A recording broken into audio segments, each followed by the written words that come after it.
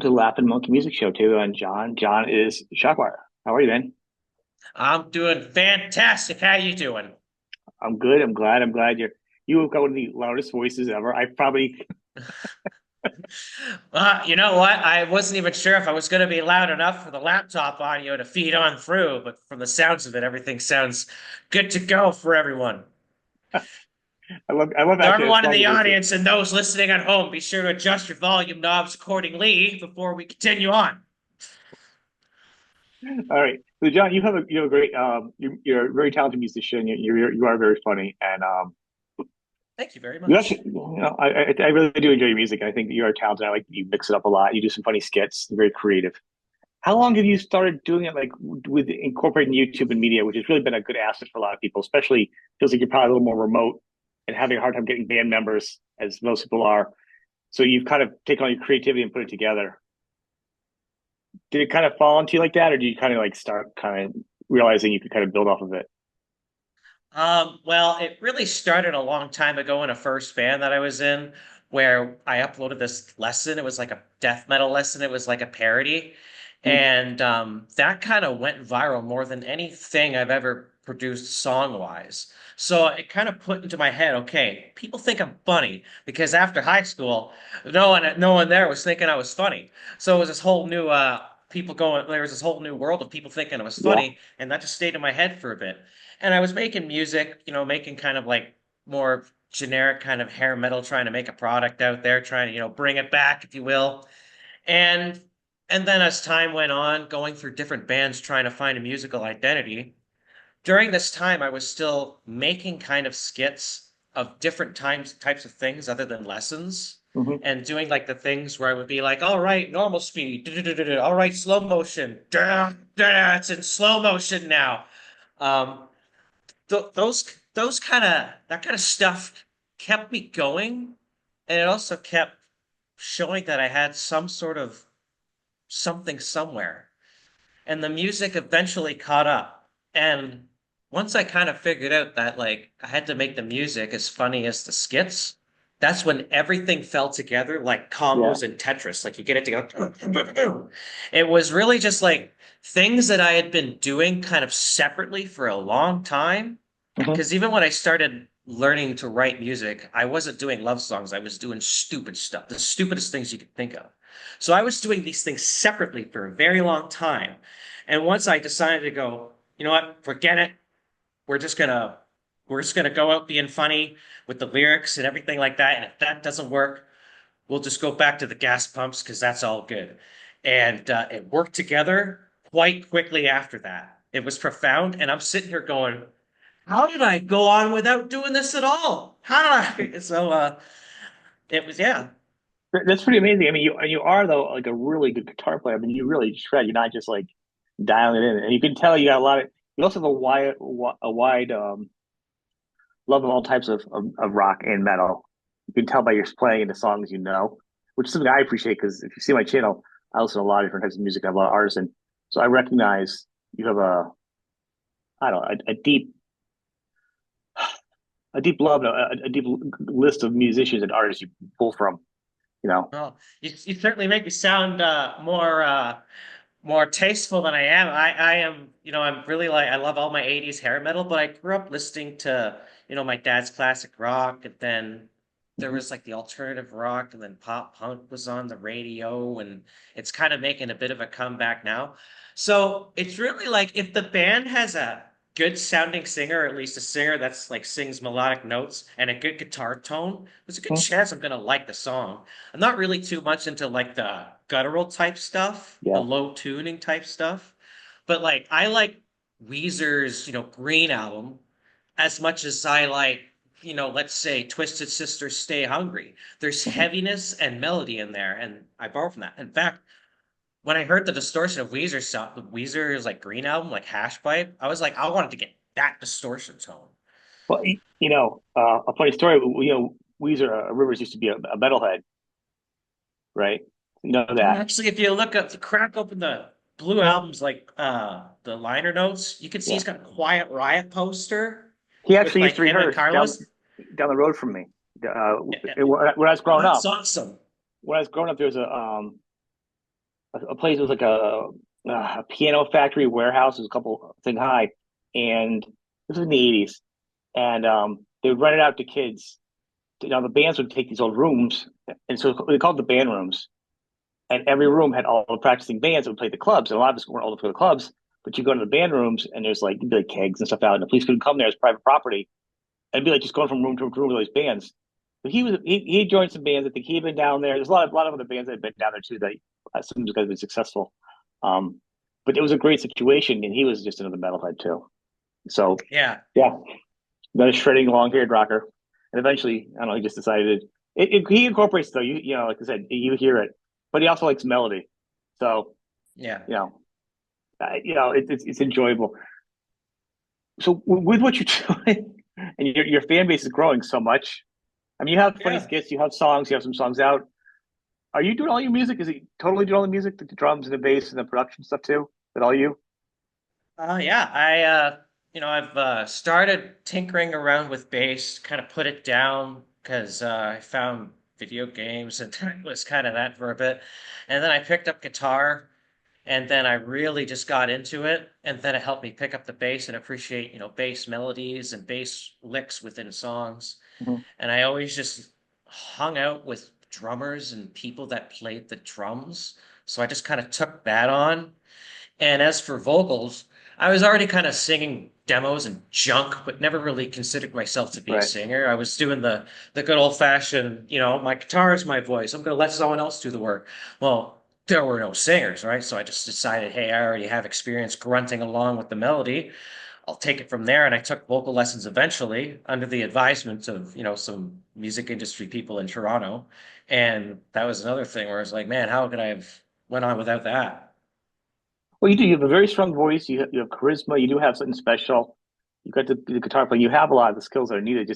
Thank Just you. really, you're welcome. The avenue, and people are already picking up on it to how you can be you is really what it comes down to. You know what I mean? I mean, you have so much like there's something about what you do is very funny. Like it almost be like not like some older, like it'd be like a dad joke. It's almost cheesy, but it's so tongue in cheek. It gets away with it. Like it's so fun. Like it. And I think that's like to me that's where comic brilliance goes in because it's like it's almost like oh god oh but you're like God it's funny like that little squeaky part there that's like a window that to me is my favorite part because it's just like it feels like you're almost being corny but you're not and then it's funny on top of it and you're laughing at yourself and you get it and you're part of the laugh I like get what you're with your saying. I get what you're so saying. Like, when you take yourself so seriously in music, it can come out as a bigger joke than, yeah. you intend. But if you're kind of brushing the line of self-awareness, you're right, it kind of falls back to a position where it's most comfortable. But yeah, I never really thought of that. But yeah, when Well, people like heck, I was cheesier back then being serious than I am now being silly. It's weird. and that's the thing I think and if you look back at any I think the more true you are who you are is how you're Which going to is find the pretty much success. exactly how I'm doing it. Well, but that's what it is. I mean, that's probably how you more success because you are a musician, but you're also really funny. So you're just being you. So the first time you just being all of you, probably the most success you've had. And if you look at a lot of musical artists when they go back to who they are, that's usually where the success comes from. I do want to say something though. You just say like I have a lot of I know a lot of drummers. And you hang around with them. So learning how to drum by osmosis is like it's like saying I just feel like it's a little bit more like you have some rhythm in you because like saying like I have a lot of friends that are bankers and I got money now. Like it doesn't like translate the same as like I have a lot of friends that are drummers. I'm a good drummer now. You know what I mean? I'm just I think you have some talent already. Then if you're drumming I think it already, was, it really was a case of like, you know what, this doesn't look too hard. Just kind of do the hand here and the foot here and bring it together. And oh, wow, I'm drumming now. Yeah, cool. well, I mean, yeah, I mean, you're not. I'm not saying like, you're on bottom, but you have a good rhythm and you have good solid backbeat, so it works with your songs. And there's so much going on in your songs as it is that the focus really isn't there. Like once I know the beats there, I'm already going to think about. It. I'm listening to the riffs, and your voice, and then the lyrics, and then back to the melody. And you know what I mean? So it's like there's so much going on that you're doing. Mhm. What is your plan to keep going like this to like work on more albums because you have such a neat media audience? Do you have how's it going to translate? Do you have an idea yet? Or are you just kind of blowing up the bridges as you go along?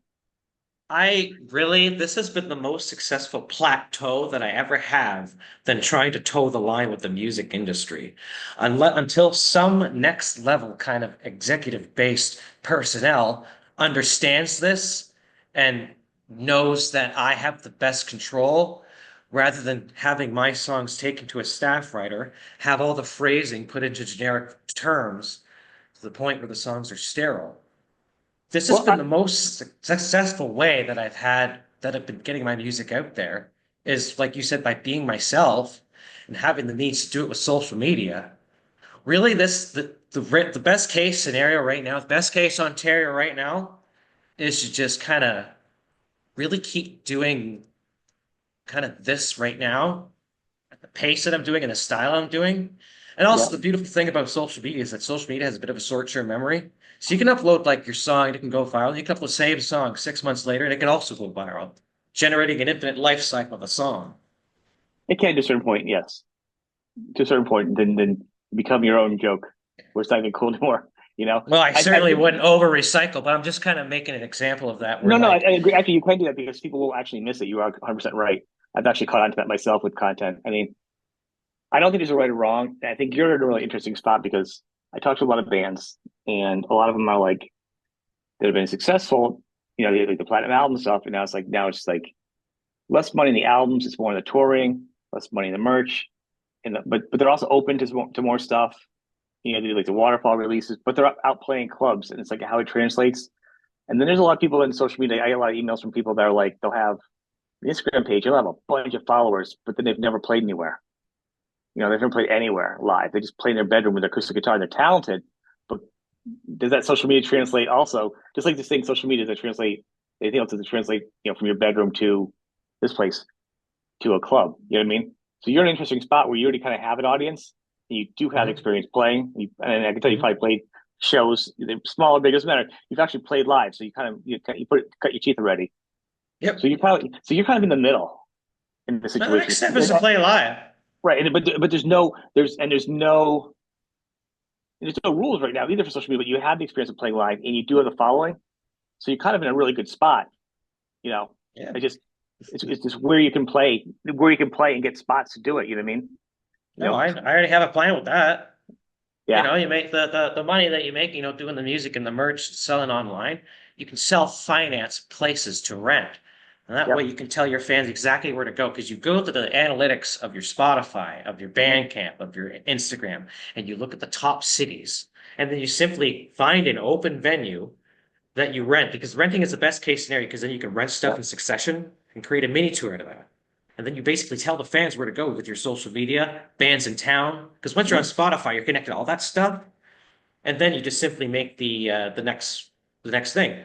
The reason that I haven't done that yet is because I didn't want to do the thing where, hey, I have a song that's doing pretty good, and then I Right. play out in the road and I get so burnt out that I'm like, well, I'm not doing that tour again. But the profound amount of attention I've gotten over the summer, the amount of questions I've had, when's the tour, when's the US tour, when's the Canada tour, when you play in Nova Really? Scotia, when you play in Seattle. Now I can comfortably invest in a work visa, Yep, start investing in venues or talking to people that I know from cutting my teeth, yep, and also talking to fans and supporters that like, hey, if you're out this, I can hook you up with a gig. All of those things connect together and can make a sequence of shows and could go to the next level. Because once you start playing shows and once people start talking to you, talking about you, once people start seeing you, you get the attention of the executives going, hey, and this thing's making money. We like money. So we would like to add you to our money. And I'd be like, yes, I am very interested in being added to your money. We shall all make there. I gotta be honest with you though. I think you're very smart to be like that. I think that's kind of gonna be the future for a lot of people. I think Well, I think the I more look I at think this the as a more you can keep business. independent. Oh, it is, but I think the more you can keep yourself independent and not sign over. And a lot of the bands I know that come back now that are more successful are 100% their own. They'll sign off like have records distributed to distributors and stuff, but they are their own management, do everything in house, and they keep Yeah, control of everything. It might seem not as much fun to you now, but a lot of them go back because they have control over everything. And they say like with their audience, is say like in the 90s or 80s, I had an audience of 100,000 or whatever numbers, right? With radio stuff, and then the label, whatever. And now I have maybe 1,000 people on my website every month or Patreon, whatever. And they'll be like, and when shows in merch, they go, I make more money now with that handful of people that are consistent because it's me making all the profit. That day with that big number with somebody else controlling my stuff and having their hands in the pocket. Yeah. And in So to you some as a young cases, person, it can work out just being in control of yourself. well, I kind of have kind of a really good brand for that. And I have a lot of knowledge, and I'm not scared of saying treat your band like a business Yeah. that, brand. When people hear the word brand, artists hear the word brand, they're like, oh God, isn't this for songs and only songs? And no, when I was like, you got to treat this like a business, you got to treat this like a brand. Mhm.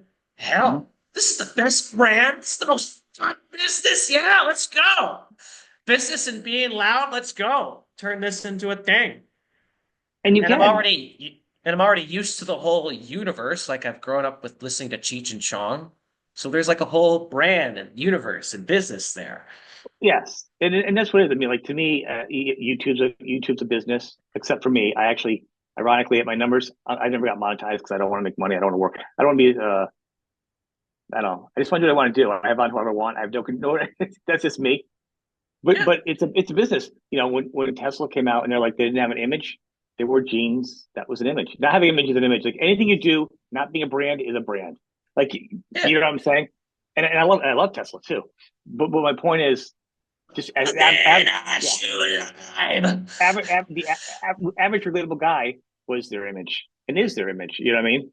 Yeah, And I it's mean, so true. to me, everyone has a brand, and I think it's great. I think you should emphasize it. I'm just saying, I think you should control as much as you can because you seem like you got everything in front of you that you know, Yeah. and you're willing to take Hey, chances and learn from it. And you're so young. I mean, I think you're going to be in the foreground of what the future of music is going to be for young artists too. You know? and doing this in the underground with like just no audience allowed me to kind of make every mistake, as many mistakes as I can, to really gauge what's likable and what's cringe. Mhm. I don't think there's a lot of mistakes. I mean, honestly, because I talked to a lot of musicians behind the scenes that would have been bigger, successful. You're doing pretty good. I think that the success I level really is different now. appreciate that. Yeah, I mean, and I like you're welcome. I'm having this conversation because I probably know, like 500 different musicians at this point. Like, so I'm talking like kind of like your peers. You may not have the same success, but you're still a musician. You're a working musician, and so to the stuff you're doing and the way you're doing it, you really have about as much knowledge as a lot of musicians have now going into it. Because what's happening is someone will be like, I know platinum bands that couldn't get representation because they're like, oh, your Instagram numbers aren't high enough. They've had two or three Yeah. platinum albums, and they were turned away because their Instagram numbers. They're like, what? You know? Yeah, thank God I had those, right? Like even in the Right. early days when I was kind of making videos that like maybe had ended up getting a revolving door of audiences where like, hey, I think this is funny. Well, that's not really the thing I was gonna do. It's just a video that accidentally went viral. So they Right. leave, but there's still like I hate to say this, with a tiny bit of saturation in that follow count that really hits like the kind of officials be like, hey, he's got some followers. That's a good sign. But Yeah. that saturation kind of is meaningless when you look at like the comments and the responses and the messages and all the support. Thank you so much, fans, for supporting Shockwire. You're really keeping this going, including you, man. Like, just that's what that saturation I just mentioned is ignored because like sure you can have 50,000 followers, but they could be 50,000 bots. So it's great that I have like a good following, a good Hmm. follow count, and like an active following of like some of the coolest people I've ever spoken to in my entire life. Yeah. And rock is a good field of people because rock and metal's probably some of the best crowds, very loyal. There's no parties by P. Diddy in it, so it's really safe also for people, family friendly. um, and I will say one thing like with social, even for someone like me, like people don't realize that you know how good shorts are. That many things. I'll put things up news related because it would be almost like a back door to people go, oh, I like this clip. What is the channel? And I'll have a link to my channel, and they'll see all of my musical interviews. So it's kind of related or something funny. Something, but to me, shorts can be like, and I've never said this to a lot of people. To me, it's like when you go to a store and you get your groceries or whatever, and you get all the candy there. Shorts to me is like an impulse buy to get you in, and once you get your attention, you go, oh, you're what else is here? And that has brought a lot of people in through shorts that are totally not related to anything. Like for me, so I think you using social media the way you are is great. You know, Yeah. it's like it's how Really quickly. taking really taking like like the peak moments of a song, shoving that to a like I tried the whole live stream thing, but it was really just more efficient to take the song, take the best part or a really good part of the song, mime to it efficiently, and then upload that than it was to like upload a live stream performance or a live performance of the song. Those sorts really kind of like engage you quick, and if you're not really into it in the first, Yeah. few seconds, and you feel free to move on. And like, artists can make the argument that like, oh, you have to spend time with the song and everything like that. Yeah, but we're kind of not in that Not, era anymore because that was no. the era of albums. We're going back to like a spicy jukebox era where it's just like quick singles and things like that. For shorts it is, yes. I think there's a balance between the two. I think you're like I say you're straddling both sides right now because you're young enough, but it's all about the songwriting once you get the audience. Because a lot of your audience is going to be like closer to my age. I mean, I don't know how old you are. I'm going to guess probably in 20s. How old are you? Like in your 20s? No. No. I How look, old? I've been 27 for quite a bit now. Okay. I'm Well, actually going, I'm actually going to be 35 next month, so I wow, have well, that's really good. I'm only 18, years so of I'm no, experience. no, no. Yeah, no, you look, That's good. I could have sworn you look, yeah, I'm just kidding. Wait, I look no more than 85. No, I actually turned 54 yesterday. So, but that's the age group. So you're like right in the crux of it. So, but I'm saying, and my age group loves full songs, but actually 35 is still quite young. I mean, especially when you're 54, because you're still in that genre in the age group of when you came up in media. So you kind of got knowledge of both. The shorts are the quick versions. Your videos are the longer versions. I think people like me and my age probably love the videos you do, the songs. You know what I mean? Those are funny. You I know. couldn't have done this as a 21-year-old with like years of singing experience and just years of playing and guitar building and then learning what works and adapting with social media. I couldn't have done this as a 21-year-old kid. So I'm very grateful that I'm able to do it at this age, even though I'm not comfortable talking about it at my age. But I'm grateful that I'm able to still do it because like if I wasn't, I can do something else. But I'm grinding on this for as long as I can because I love Well, it. And you are successful. Let me put you today. And I talk to a lot of musicians, and one of the things I've noticed is it really comes to do if you're doing what you're doing, you love, you're paying your bills, you're successful. I mean, so to me, and most people, and other musicians will look and go, you're successful. You know what I mean? It Mhm. doesn't make, I mean, make extra cash so you can be really successful and do other fun stuff is awesome. And be more comfortable, but you do what you want to do. So you're successful musically. You know what I mean? Which is kind of Mhm. weird. And not being the kind of person like I'm assuming you're not because you seem pretty chill. Like I've had a lot of younger music will be like, they'll be like, oh, like when my show started, like, oh, you need to have so many hits before I'll come on it, right? Now, I don't know if you've ever seen the guests, I guess, who've been on my show. The bigger guests won't even, have never questioned me. From the very beginning, I had huge guests on because they were for a different generation and they liked who I Yeah. was and they didn't worry about numbers. So my advice to you is never worry about numbers. If you like what you're doing to somebody, just do it because that carries over to me because I've carried those people back on a million times now, and I carry it over with other people. It's about if you love music. Yeah. I don't look at numbers. I didn't even know. I didn't even look at your Instagram. I saw you the clips. I didn't know what your numbers were. I don't care. Like I'll have you on with some other. I don't. You know what I mean? You maybe coming Yeah. out of the guy after stabbing westward, then the guy from Yes, like huge guys. And I'll put you in the middle because I still like your music just like I like the other guys. You know what I mean? It's not about numbers. It's about am I gonna listen to their song? Do I like them? And that's it. So Yeah. Yeah, it's it's the really way. like it really is kind of like goes back to that. Is it a good song? Yeah. Fuck yeah. But you're also it's like kind of like a cake to me on some levels because I mean you're like your channel is all the fun stuff on the cake, you know. Maybe a bunch of toys, a bride and a groom, and a bulldozer, a bunch of crazy stuff on it. But then when you get past all that to your songs, you're still the cake is still there. It's still a good cake. It's still something more to latch onto than keep flipping. And I think that's the balance is with you. As long as you can keep the quality of your songs too, because you shred. I mean, you're a great guitar player. You got a good melody. I actually would love to see you do more stuff about talk about some guitar builds. Being a guitar lover myself, I'd love to, hear you do more guitars. You're crazy. This is the garage scrapper right now. This is the one I played the most. It's really good. And it just Yeah, plays really well. And I kind of play guitar in the garage the most and just been playing my guitar builds. And just not all my followers are guitar players. A lot of them just are dudes that try to speed it because there's drugs in the car. So I don't want to like kind of like to create too much of a cross no, rift I wouldn't worry between about that. like You have so much good. Everything is guitar. You play your guitar. That's what you do. You're a guitar player and a singer. Do you? Yeah. I think some fans like to make that a question for your fans. People that are Hey watching us. guys, you want to see me talk about my builds and shit? Because I will. If you little, I'm telling you, I would love that. I would be. I think Cool. it's a niche that would like that. Like for me, my favorite guitar is just like an Aria Pro 2 from like it's like a Japanese build, but the heavier ones. They're still making them. You know, Yeah. I got it secondhand, 30 from. I think the guy actually stole it, but he sold it to me. I got it in a Yeah. garbage bag. Made sure the neck was good and played it. I don't know. I Oh think I got it man. for like maybe $80. It's probably I don't even know how much it's worth. Like to me, a pawn shop guitar, build guitars are better usually than off the. You know what I mean? Because you get that sound to them Yeah. that you can never get anywhere else. That's why someone like me is like, oh wow, your builds look awesome. I like your tone. I like your sound. I'd love to hear more about what you're doing in the background a little bit. Maybe it's just me. Hmm. I don't know, but I have my own show though, so might be worth doing one episode Well, for me. I'll definitely write that in my notes because my builds are growing and they are certainly cool to talk about. And like the amount of money I spent on builds hasn't even gone to like the price of like three-fourths of how much of a Les Paul costs.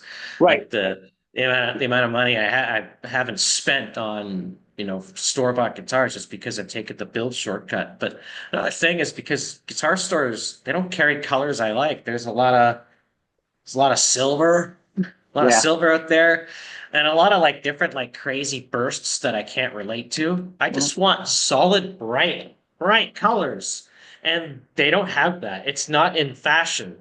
And like it's guitar is very has mostly a contemporary audience right now, Yeah. and so they're not doing the bright colors. So that's where building them comes in, like as the main thing. That's what the main thing is. I want colors and shapes I can't get at the store.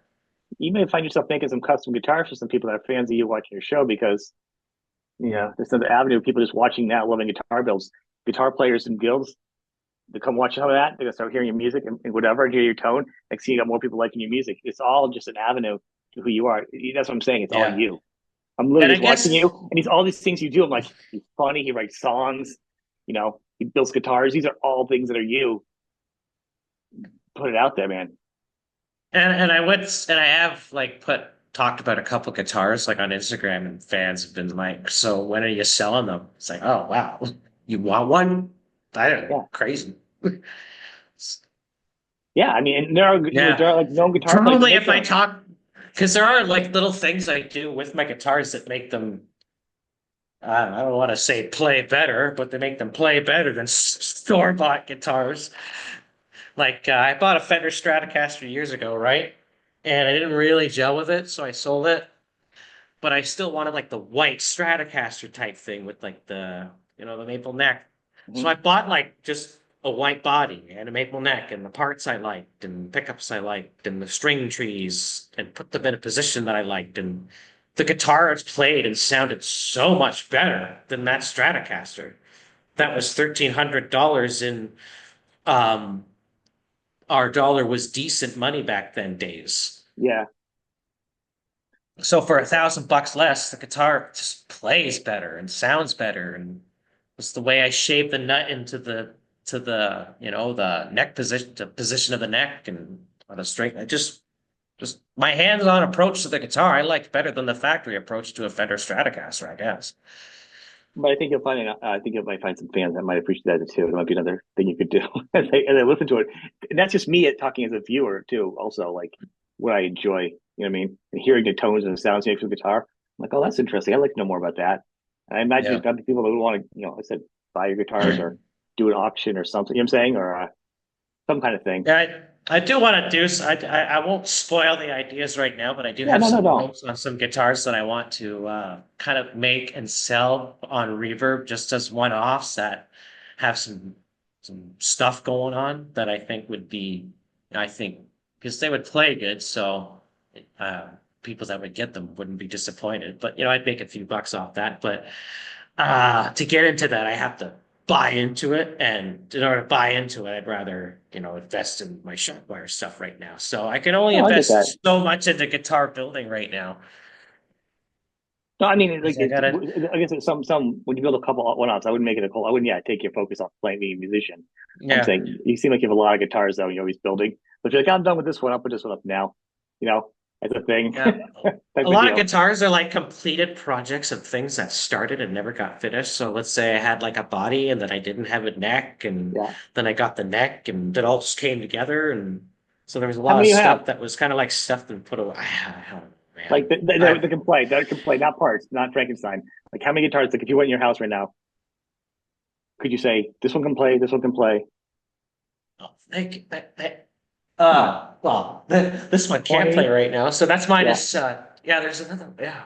Like, ninety nine. there's gotta be like over, I hate saying this, there's gotta be like over 15. Just Okay. not builds, but branded guitars and builds and completed projects. And, like I completed a Jackson project that was the first Jackson that I bought. So once it's complete, that goes on the rack. So I need to buy a lot of guitar cases. Let's just put it that way. It's hard to get rid of guitars too because then you regret it. Like I had a Jackson Mini. Oh, I'm keeping When, everything. I'd rather when I keep started playing everything it, than sell stuff. I'm like, it's too small for me. I can't play. I can't sit down. I started to learn, and now I'm like, now that you start playing after a couple of years, I'm like, man, I wish I could get rid of the guitar. But I used the guitar to swap it for something else and upgrade. But then the point is, I regret getting rid of the guitar now.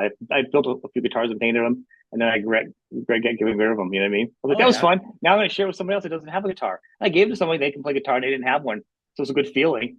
And then I was like, I Yeah. saw them again. I was like, oh, I miss that guitar. That good feeling's gone already. I've Now just actually given a anger guitar and to a resentment just buddy. pushed down. Yeah. I'm actually giving a guitar to a buddy, and that guitar project was so cursed and I hated it. I'm like, you fucking have it. So the key here is to make guitars that you won't like for your friends. Oh, I don't have that much effort. You're way ahead of me on that one. So you have some songs on Spotify. You have like an album or two up on, and also you do on YouTube, which is smart. Are you always writing? Do you have a plan to keep doing songs to build them up? Or you can do like album ideas type of deals. Like, what's your songwriting approach right now for releases? I am cooking up some good shit, some Shockwire standards. Good. Really working off like I'm such a like I'm writing exactly what I want, but I'm also writing in the sense that like, I hope people could listen to it too because we're treating this band like a business. Yeah. So the stuff I'm writing right now that is so stylistically like a stylistic combination of things that have worked so far and things that Mhm. have just like people don't talk about.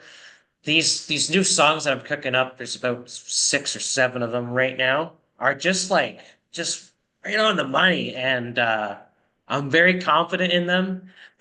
I'm thinking of making this like a. I already have an album title, and I'm already actually getting album art made as we speak.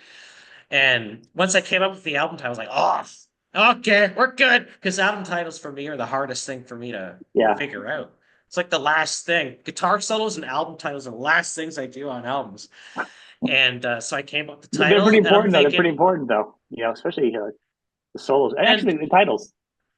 and luckily for Shockwire, Shockwire is like a genre where people buy music. It's still like a people buy full CDs genre, like the Mhm. classic heavy metal. So people are buying the full album of Loudness Across the Valley with the 11 tracks. So I'm thinking I should make another full album. Yeah. And right now I got 6 or 7 songs right now, but I have a lot of ideas that I want to make sure make it into the album.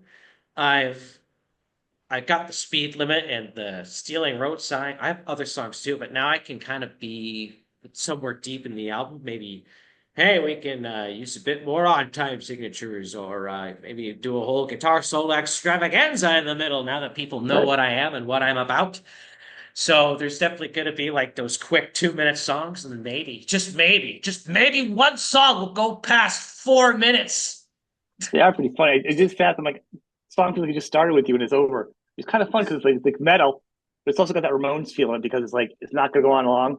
You know what I mean? Yeah. No, I So grew up loving punk, man, loving the straight up approach of punk and like, songs just kind of get their point across in 2 minutes and 30 seconds. Some songs, as I mentioned, in another interview, not some songs can feel longer than the 2 minutes than they are, and some songs can feel shorter than the 2 minutes yeah, that they are. So but yeah, I like sure. to just fill my songs full of just the amount of efficient time it is. I don't want to spend too much time kind of boring people, but But with that said, I want to maybe add a couple bit more deeper ideas midway through the album, deeper into the album for people to because they're great ideas. I just haven't had a place to put them yet. And with that said, I have to come up with song titles or song subjects that blend in with the same type of person that would want to listen to a guitar solo or extravaganza. I think if you like it, that's the key. Don't worry about that. Anything else? If you think it's funny and you like the riffs and you like the song and it's funny, I think people are gonna like it. You know what I mean? Yeah. But I have riffs I put together and then I have lyrics, and sometimes can this go together and I'm just things. saying I wouldn't worry too much about other people. That's the one thing I hear artists go, they kill themselves on over and over again. And the one thing it always goes back to with them and other ones in their albums, they always say, what always a success was, and I always go back to it. We just write what we think is we enjoy. It makes us look, go, hey, it's really good, or we laugh, or this whatever. And Yeah. everything we've worried about like it's the fans go like it and anything like that. They go, it's always just blow up in our face or been mediocre. I'm probably So making it sound like a bigger deal than it is. I just want to so make sure no, I'm that just telling you as somebody who hears a lot of music and likes your music, and what I like about it, I'm telling you, just be you and do like everything you think is hilarious and you like, and I'm sure all of us are gonna be like, yeah, it's really good. That's what I'm I'm saying. just checking my notes right here. I just want to make sure the song that has the word blues in the title doesn't go with the speed metal like kind of thing. That's kind of an Oh, I extra think it'd be even detail, but better that's just actually, even better actually. maybe I should make a speed metal blues song actually. You know what? Might be the Yeah, first blues song I that like actually. shock. Call it bluesy, but just do it in speed metal and have no blues in it. You know, then blues song I can get next to finally. Yeah, I just man. think You know what? I'm gonna crack open the drawing board and write blues, 12 bar blues, double bass, 160 BPM. Yeah, yeah, sweats. I just think you've established yourself so well in your channel. It's so funny. Like I said, I didn't know anything about how actually much success you actually had. To me, I was just drawn to. I saw one of your videos came to my feed, Mhm. and I reached out to you, like literally. And then after I looked more into it, I was like, wow, good to see you guys having success. But that was not even my motivation. I just liked the song, your sense of humor, and the more I watched it, the more I enjoyed it. So to me, it's just first listen, just my ears, whatever. You know what I mean? And enjoyment. How would you do it? Your band names are Appreciate hilarious it. too. You really have to laugh. Those are really funny. But your Well, songs, like, I just knew oh I just when you look at like if you look at a CD, you look at the cover to Screaming Amp, and then you look at the back of the songs, yeah, the back of the album, look at the song titles. I wanted to make sure that there was no interpretation needed when reading those songs because some song titles are all metaphorical and deep. yeah. I'm like, nope, I'd lend you my car, but the tires are bald. And I would think that No, someone somewhere who's like have this college shitmobile Honda Civic that's not been taken care of has probably sent that at some point in the midst of a Canadian winter. wait. So it really is about cars? I thought it was about I'd help you up, but I'm not emotionally prepared. I thought it was more psychological. No, kidding. Yeah, exactly, right? That Like, it's really you it's see, all the symbol. It's all about tires symbols, are your feelings, and the right? car Right. is the relationship. Yeah. There you go. No, it's Rickyisms kills me. I mean, I can go on, or when you do the song "Boost It," like there's so many moments that are hilarious that you do that are tongue in cheek, and then you just crack out some good music. So to me, I'm not shining you on. I really enjoyed your music and what you do. That's There's why a real I amount have of you on here. quality control that I put into the songs and like into the whole thing, so that when the quality control is done, then I can be silly all around it. Which is important. I think people realize. I'm sure you work really hard on it, and some people go, "Oh, he's just being whatever. He's hitting the guitar, whatever to it." There's a lot of work what you do, and that's why I wanted to cut. One of my one things I want to Thank you talk very about much. was like all the talent you have, and because of what you have, you're welcome. It makes it look easy, and it looks like it is. But for somebody that does creates content, plays music, and does knows a lot of stuff, I see a ton of work and a ton of talent and a ton of years put into what you do to make it look so easy and goofy. You I know, really appreciate that. That was kind of the goal. I didn't want to make it look intimidating. I didn't want to challenge the person's ego by being too technical, too all over the place. I wanted to make this like the most chill, funny, loud plateau. I use that word twice now. Um, you know, for the band. Like and I it is just didn't want to. I just didn't want to be intimidating. And when you don't look intimidating or act intimidating, it kind of feels more accessible. Well, I think you're real, but I also to this point of this interview to be able to people to talk about, let people know all the work you put into it. Not take the fun out of it, the behind the scenes, but to not write you off as just being, a goofy guy that plays a couple riffs and walks away. To get to that point where you are, there's time put in to do it, and you know what I mean. And and I would and like to that talk about that stuff. well, that's what I don't. I never know, but some people are like, no, it's behind the scenes. But to me, I like people to know what goes on behind the scenes and how hard an artist works just to do something that people enjoy for 10 minutes, 5 minutes, or whatever it is. You know what I'm saying? For you to do. Um, I like the idea of you doing a full album. Of course, with social media, you can put out one song at a time too for the people that don't buy albums. It kind of leaves you both. But when you're done, being able to put a physical product to old people like me, we can take it and maybe get like a holder in our walkers so we can put all of our CDs and our stuff. I actually do albums, so I'll need a bigger bag. Someday you'll be probably doing albums too. You guys start getting that, some vinyl. I'm Got to get the getting line though. requests for vinyl, not enough requests for Yeah, vinyl because like vinyl printing, vinyl always has that minimum vinyl limit, a and I want to thousand, a print like thousand. Is it? 500 vinyls for like the Yeah. 17 people that are really interested. Like, sorry guys, I'm not getting vinyl until you all. Well, that's the thing. Actually, we can talk about. You probably fans like come here. You'll have people here at this place to see, or I will buy vinyl. What people say they're going to do, and then when they actually show up, you're probably going to get 10% of people go, I'll come to that gig. If you go, you come here, you really need to have some good solid numbers where you're like, I need to make it worth my while because you say you're going to go there, something's going to happen. My mom's cat died that night. I couldn't come, but I want to come. Like, as a musician, you're also a professional. Oh, I Like, hate you that still have fucking thing where skills. people are like, I want that. Yeah. Mine, I don't want it that bad. Right. So, and to me, and I say this, and I want to say this to people, fans, I always say this to all the artists that listen to shows, if you're in town for something, you go to the show. You say you're going to go, do anything, go to the show. I have a limit. I'll go at least an hour out. 2 hours I'll go or more if it's earlier in the day, just because I'm old. I can't be driving back at 3 o'clock in the morning anymore. That's eyesight. But I'll go to most shows. Like I'll drive far to see a show. Buy the merch if you can, because you usually buy it from the artist directly, trying to buy it from the site. Um, if you're going to say you're going to do it and support the artist and put it out there, and you're a grassroots artist, which is makes it even more fun, for especially for a fan, because then they're like, just they can really support you and push you out there. And I didn't even check. Do you actually have merch yet? Some merch? What do you? I It's a have hard like, line. I think you could have some. You're at a point where you finally can. Some people like podcasters like me. They'll be like, I think people have merch out, and they don't even have any shows out yet. And I'm like, I don't even have any merch.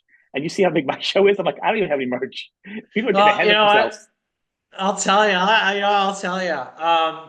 I had some merch early on, and I expected it to sell slow, and it did. And then I had like a bit more of a demand for merch, so I made the shirts, Shockwire logo, and was like, "Here you go. Here's your merch." And I did the pose in like plaid boxer shorts to be funny and gain attention, like. Yeah, full disclosure, I wanted to get attention with that. And with that said, people were like, I'm holding out for the Shockwire boxers and made like no fucking sales. I'm like, use damn. So that kind of broke me for a bit. Made me go, you know what? I'm not going to do merch or anything until people really start asking for it. And well, guess what? People are really starting to ask for it. So, with that said, I have a whole bunch of notes to write that I have of various Shockwire shirts to sell, of different designs and stuff, and different phrases and song lyrics and stuff. Because You can back put it out then, when there. I was selling the Shockwire t-shirts, the speed limit wasn't even out yet. Wow, Really. speed limit wasn't even out yet. Well, I mean, a lot of artists. I know a lot of artists that do it because of demand. And actually, this time my show started. So boring. Right before when COVID started, I went and saw Doozle Zappa in concert, and I was in line, and the people in front of me complained about the price of shirts. And this is where it's relatable the cost to make a shirt and colors and this and that. It costs a lot of money to make shirts. Artists don't Yeah. make a lot of money off of shirts. So if someone in your position have to make the shirts, and that's why I started talking about the artists and the money and stuff in the show because I wanted to promote that. Now a lot of artists do the sites where they put their designs up and it's individual printed within 5 days. So whoever prints them one off or whatever, they get a cut of it and Yeah. you get a cut of it. I think that's a good thing for a lot of artists that are selling in between stuff or they don't know what's selling a lot right now or they're new. Because at least you get a feel of what's selling and your fans get some stuff and you get an idea of what the product is, how it's going to do, without you putting in so much money and having a. I know so many artists have so many garages of CDs of experimental music and shirts and stuff and coffee cups that aren't being Yeah, bought. there's like old shirts from my previous band that I'm using to as just like rags to clean the dust off my guitars before I, spray them. That's that and like that's one thing that made me go, I'm not gonna spend too much money. Like I think also with when I bought the merch, I was really okay with kind of maybe not because you want to profit, right? So when you want Yeah, to sell shirts for $10, you want to make it so like the manufacturing cost is like $5 or something like yeah, that. You sell them for 15 and you make a shitload of money.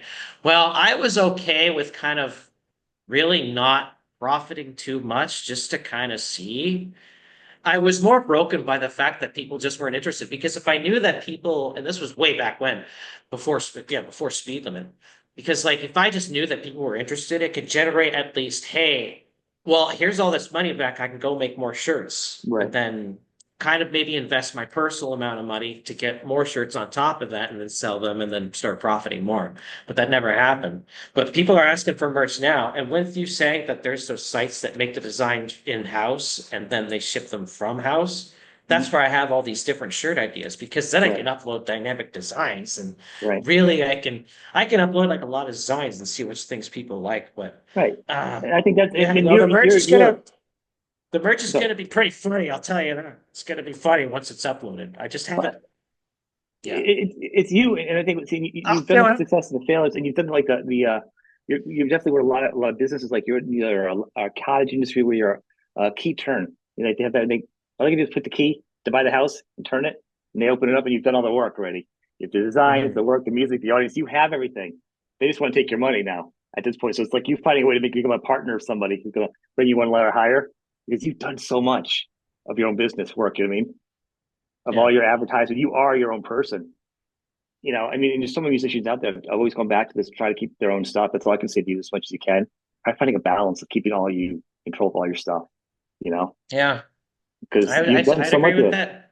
I've you heard know, horror and stories of just people that just when they sign on the dotted line or they refuse to sign on the dotted line, yeah, I mean, it but no, but affects like their soul. it does. I mean, like Steve I has all control of the stuff. I mean, so a lot of artists right now have gone back and got their stuff. They're retaining their arts to it. A lot of rock bands that you probably listen to, '80s bands have got them rights back to their stuff again. Or they have partners and managers that were fans of rock in the '80s and didn't want being screwed over. And then they started their own management, so they're really good partners with them. You know? You know what's wild? There are bands that are selling their catalogs for retirement money, and then there are bands that are purchasing their catalogs to eventually gain retirement money. Like Really? Motley Crue owns their catalog. Like they bought all their Yeah. shit off Elektra, Yeah. but D. Snyder sold "We're Not Gonna Take It" and "I Want to Rock" for a lot. He said in Well, the interview, a lot. He's like, "Oh, how much was it? A lot." He just emphasized the word "a lot." I mean, Pink Floyd just sold their catalog for $400 million. So No, that's that's pretty the amount it insane. was. That's a fucking lot of money. That's Pink Floyd. They just sold theirs. Oh, Motley Pink Crue. Floyd. Motley Crue got a lot of their catalog back though when they left because they didn't know like their John Corabi album, which to me was one of their best albums they ever did. You know? John Corabi's got a great voice. It wasn't his Yeah, fault the band was what it was. that was And the John best the band Corabi's was. like They sounded so good. You know? Motley Crue was one of those bands that sounded better as like the production as like time went on because like the production got better. Yeah. Like I mean, they Too don't. Fast for Love was like really raw, and then like Shout at the Devil was also really raw. Then Theater of Pain came out after Def Leppard came out, and it was like, oh, this is nice. And then Girls, Girls, Girls was even shinier. And then they got Bob Rock to do Feel Good, which sounded like really good to the point where Yeah. like Metallica was like, yo, Yeah. this guy for us. And the thing is, I mean, to me, I like if the earlier stuff was produced better, that would have been better. Up to like Shout, you know, Theater Pain had some fun stuff. Girls had a couple songs on I it love at the Theater of time. Pain. To me, I go back to it because there's fun stuff about it, but I really wish it was produced better, differently. Not with the '80s sound. It's not even so much the producer. There's certain sounds on it. Motley Crue's a mess at the time. There's certain songs I like Hotter Than Hell and Use It. I like those a lot. I just wish that the production was a little different. I think on it. That's I what it is. think But to what you're me, thinking is that there's no dynamics in the production. It's very yeah, flat. Like you have all the frequencies, like guitars, bass, you can hear it. that's But probably like what when it is. you Yeah, listen to Pyromania, there's a big bang to it. And that album doesn't have that bang. there's no dynamics, so you're right. And I mean, because Mick's phenomenal guitar, but to me, but then like when they did '94, all the layering of the guitars. I love John Corabi's voice. He's a fantastic vocalist. He's a real nice guy too. Actually, really grounded guy who's really Yeah, put the time in. Swerve. He quit doing music for a while, just being a truck driver for a year after I from Motley Crue. Just go on the road and just take a break from everything, which is pretty Yeah. crazy. Yeah, he was pretty burnt, you know. Yeah, he's probably just driving on the rigs, 60 hours or whatever, and going overnights and taking the pet pills. Just thinking, Yeah. man, this is so much fucking easier than the music industry. But then he's probably singing along to radio and being like, oh, I'm a singer. I'm still singing here now. But I mean, luckily he's doing good now with the Dead Daisies. Um, He was a but to drunk me, too. yeah, it was right. So, but to me, like I said, with the albums and the production and to go through all these things, it is. I'll be interested to see your songwriting and your production as time goes on. You definitely Yeah, need to have I a big clean sound. Like I'd want to hear it bigger and tighter. You know what I mean? As you do more, get like a what I'm gonna do is I'm gonna like actually for the first time ever use like more than one guitar speaker amp kind of thing. I've been using one speaker, one amp to record my guitar sound forever, just to establish tonal identity. And now I want to kind of expand on that a little bit by adding some extra frequencies and some extra, like what's funny is that you use the word tighter. I want Mhm. to make the guitar sound just a little bit more, it's not like it'll play fine, but just to sound a little bit more messy, a little bit more overflowing going into it, a little bit more drag through the Yeah. mud. I think tighter for me is you can hear everything But very singular, like really almost like Bob Rock. Like you hear every guitar, like everything's so different, spread apart, and allowing you to play everything to put more into it as you keep writing because you're only gonna keep I'm getting better also and going to better. use bigger drums. I'm going to use bigger drum sounds this time. I was kind of towing the line with safe, kind of modern drums that are just kind of like a bit more tappy and light. Mhm. And it sounded good and non-compromising. But now that I'm getting more comfortable and now that I kind of no, yeah, yeah, that's it. Now that I'm getting more comfortable, I'm definitely adding like a bigger snare sound to it. Not processed, like, again, using Power Mania as an example, because it's like one of my favorite albums ever. And, when it comes to production, what would Mutt Lange do as I look up to the sky? But I'm definitely going to have a bigger drum sound with the bass kick as well, just a bit more organic sounding. Yeah. And I would love to build a bass just for this next release. And because right now what I'm kind of tinkering more with is making sure that all of the instruments kind of sound comfortable. Mhm. I would put out the music and it sounded fine, but I could probably tell, and any audiophile could probably tell that, hey, those frequencies are kind of fighting each other a little bit. There's a Right. bit more of this, there's a bit more mutt than there needs to be.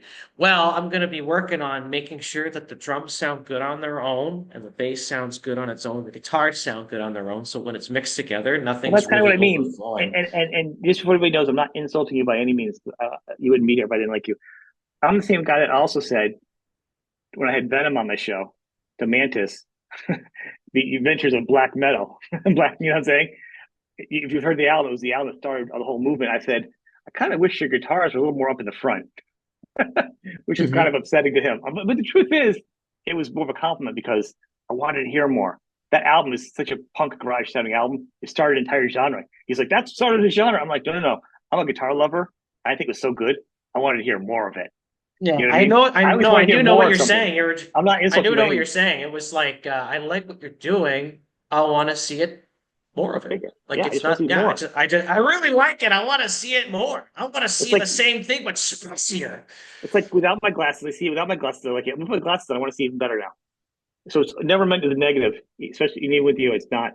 I definitely see it, especially the more resources you have, the better you do. You're the kind of guys that's gonna keep growing, and everything you do is gonna be like the song's gonna be more. Everything's gonna be more. You're gonna keep working and getting bigger and bigger. I don't see you as a guy sitting still, and that's as exciting as an artist as you. Um, you know, I want to have you come back on again, and catch up again down the road, and talk about you. Maybe we'll talk about your release when you have it done. It's been fun. I enjoy this. The fact you said um how's media been? You've talked to other interviewers besides me? No, there are other people besides me out You're there. no, you're the second one this week, and you two are the first interviews that I've had in a long time. And I'm like, all right, let's go. One was in person and one's on Zoom, so we got two different meetings, and yeah. Nice, very cool. Well, I'm glad I'll be able And to. I have a gig in Toronto, October 25th, which is my birthday at Duffy's. I'll be opening for my friend Zephyr, who we go way back with. Goes way back to the cutting to the teeth. And hey guys, I got a following in Toronto. You want to set something up? You have all the shirts. I'm thinking, you know what? You sell your CDs for two extra $2. They get one of your classic bands that you were in T-shirt also with it as a package deal. It's a bundle. Make it a bundle. Extra $2. Get the shirt out of your garage. It's a cool collector's item, a band that you were in. There you go. Let's clear that garage of yours with T-shirts. You know, Yeah, let's separate the rags from what we can sell. like we sell. I would sell everything. That's what I would do. But no, but on a serious note, I think this is good. This is a lot of fun. And I encourage people, to reach out to you, check out your music, share it. If they have a podcast, I don't think, talk to you, get you out there, do interviews. People have websites or blogs, review him, get him out there. It's not about exclusives. I'm not that guy. So serious note, I'd love to see you all over the place doing more. You know what I mean? Hopefully more people keep picking up on you. You know what I mean? If somebody watches this from Well, me, reach out to you and write up something. Do whatever if you have any social media, put it out there. If you don't, share it with a friend. You know what I mean? That's yeah. how it goes. Well, I was thinking, like with doing this and kind of sharing bits and pieces and Yeah. kind of puts it out there that hey, I do interviews and hey, I love doing interviews and yeah. I'm looking forward to the day I can be like, yeah, he was on a few times. Then he became a real jerk because he got so big. What a god, man. That'd be awesome for you. Yeah.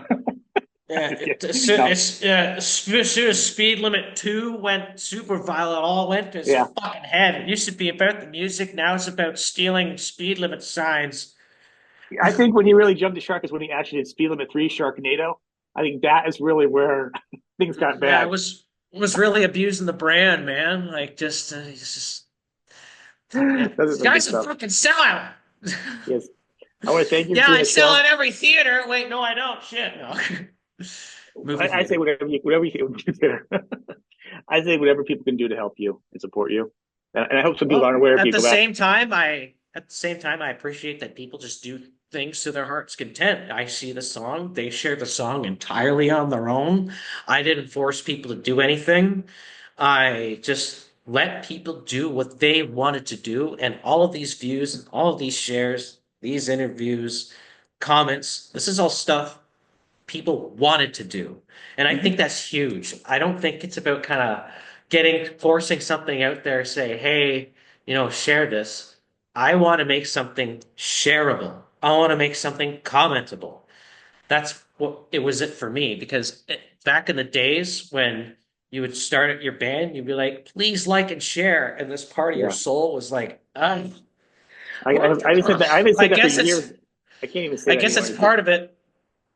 So the fact that what I've done and people and the impact is the result of people doing exactly what they want, which is cool because I'm doing exactly what I want. Right. Music and stuff, and the skits, building guitars, everything. What's the Like you best way said, I'm for in a nice people? spot. Yeah, for people to reach out to you. They want to contact you for anything, for gigs, interviews, whatever. The easiest place is just the Instagram, but the Okay. Facebook Messenger is just available. I don't really have email contacts. Nobody No, really. but those are fine. I'm just saying, if people want to reach out to you, those are probably the best. Anyhow, even a lot Yeah, of and I'm I know a lot of just bands that just that's all they use. They don't even have websites anymore. It's just too much of a pain. So you know yeah, that's how it goes. I'll put the links for your items underneath the show on yeah. YouTube and on Spotify and podcast and all the other podcast sites out there. I know it's on a lot of them. I know the big ones. I put on the big ones, then the little ones have taken it. Someone's putting them out there on all the small ones. I keep showing up everywhere, literally. Small ones. Well, I'm saying like Podbean and the ones you don't hear about very often. I don't know what their numbers are. I mean, they could be they're probably bigger than I am. I don't know, but I don't know anything about them. I find myself on all these other podcast sites. So I don't know how it happens. you know. Yeah. So, but it'll be on the main one, so this will carry over is my point. So people, you just click on it and check you Yeah. out. And then Thanks, man. reach out to the Instagram for questions and inquiries, or if, I don't know, you hate me, just really want me to know. Well, I mean, and I've had a lot of opinions tonight, so I hope they were just opinions. Just you're just take them with a grain of salt. I'm just an old man on the front lawn. Tell your kids get off my damn lawn, type of deal. But I see a lot of music. I see a lot of things. I get a lot of ideas when I see it, which is exciting to see a young artist. You know what I mean? And I hear a lot of things from artists that they've gone through. So it makes me feel like I've heard this before from them. You know, but it's your career. You know, now people support you. So thank you, man, for being on the show. It's been fun. Have Very me. good. Good.